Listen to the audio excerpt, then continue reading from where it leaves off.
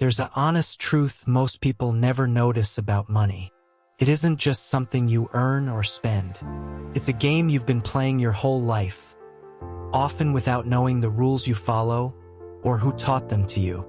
And the strange thing is this: two people can hold the same $100 bill in their hands, and it will mean two completely different things. For one, it's freedom. For the other, it's fear. Same paper, same number, different world. That's because money isn't really about money. It's about the story you tell yourself when you look at it. Most of us think we're being logical when it comes to our finances. We tell ourselves we make smart choices or careful ones or bold ones. But underneath every decision, the coffee you almost didn't buy, the raise you didn't ask for, the friend you quietly resent for spending too freely, there's a game running in the background. You didn't choose this game. You inherited it from your parents, from the neighborhood you grew up in, from the first time someone told you money was tight, or money was dirty, or money was everything. And the rules of that game shape your reality far more than your actual bank balance ever will. Think about the friend who earns well but still checks the price of everything twice. Then think about the one who earns half as much but somehow always feels abundant. The difference isn't income, it's the game each of them is playing. One is playing a game called Don't Lose. The other is playing a game called Enjoy What's Here.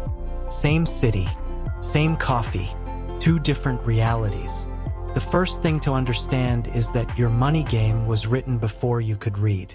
Somewhere around the age of 5 or 6, you started watching. You watched your parents argue or not argue about bills. You watched what they bought without hesitation and what they put back on the shelf. You watched their faces when the mail arrived. You didn't understand the words, but you understood the feeling. And that feeling became the soundtrack of money in your mind. If money felt like tension, you grew up believing money is stressful. If money felt like generosity, you grew up believing money is warmth. If money felt like absence, something never talked about, always missing, you grew up believing money is shame. And here's the quiet part: none of that has anything to do with how much you make now. The second thing to understand is that every person is playing to win a different prize. Some people are playing to feel safe. They save, they hoard, they refuse to spend on themselves even when they can afford to. To an outsider, it looks like discipline. To them, it feels like survival. Some people are playing to feel seen. They spend on watches, on cars, on dinners they post about. It's not really about the object. It's about the moment someone notices, and for a second, they feel like they matter. Some are playing to feel free. They'd rather have time than things. They turn down promotions. They live smaller than they could on purpose. Others can't understand it. But freedom is their currency, not money. And some are playing to feel loved. They give too much. They pay for everyone at dinner. They lend to family members who never pay back. The money isn't the point, the belonging is. None of these games are wrong, but most people don't know which one they're playing. And when you don't know the game, you can't tell if you're winning or losing. The third thing is that your game creates the world you see. If you're playing Don't Lose, you'll walk through life scanning for threats. Every unexpected bill feels like a small catastrophe. Every generous person feels a little suspicious. You'll say things like, "I could never afford that," even about things you could easily. If you're playing Prove I'm Enough, you'll never feel enough. Because the game isn't designed to end. There's always a nicer car, a bigger house, a friend doing slightly better. The finish line moves every time you get close. If you're playing Stay Small, you'll turn down opportunities and call it humility. You'll undercharge for your work and call it fairness. You'll watch others rise and feel a strange mix of pride and quiet ache. And you won't know why. Your game isn't just how you handle money. It's the lens you look through at everything. The fourth thing, and this is the one most people miss, is that you can change the game. But only after you see it. Most people try to change their finances without changing their game.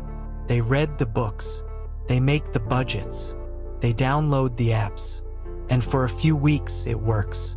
Then slowly they slide back into the same patterns. Because you can't out-strategize a story you haven't noticed.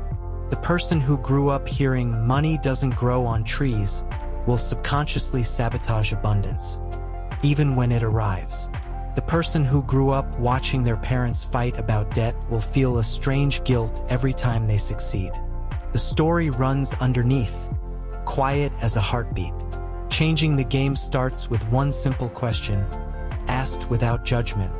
What did I learn about money before I was old enough to question it? Sit with that, not to blame anyone, just to see clearly. And the fifth thing is this: the game you play with money is really the game you play with yourself. How you handle a small, unexpected expense reveals how you handle uncertainty in general. How you feel about giving reveals how safe you feel receiving. How you talk about rich people reveals how you feel about your own worth.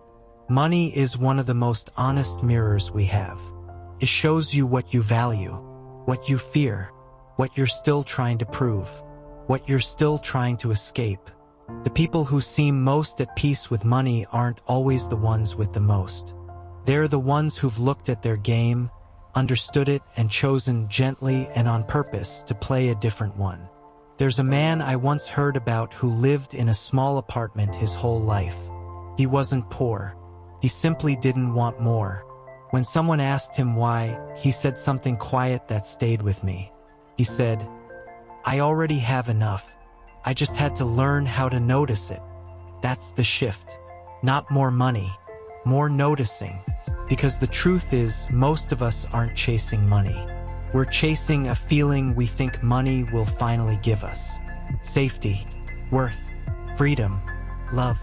And every so often, life gives us a moment where we already have that feeling. Sitting on a porch, laughing with an old friend, watching light move across a wall, and we don't even see it, because we're still playing the game. So maybe the question isn't how to make more. Maybe it's this: what game have you been playing all these years without ever agreeing to play it? And if you could set it down just for a moment, what would you actually reach for? That answer is closer than you think. It always has been.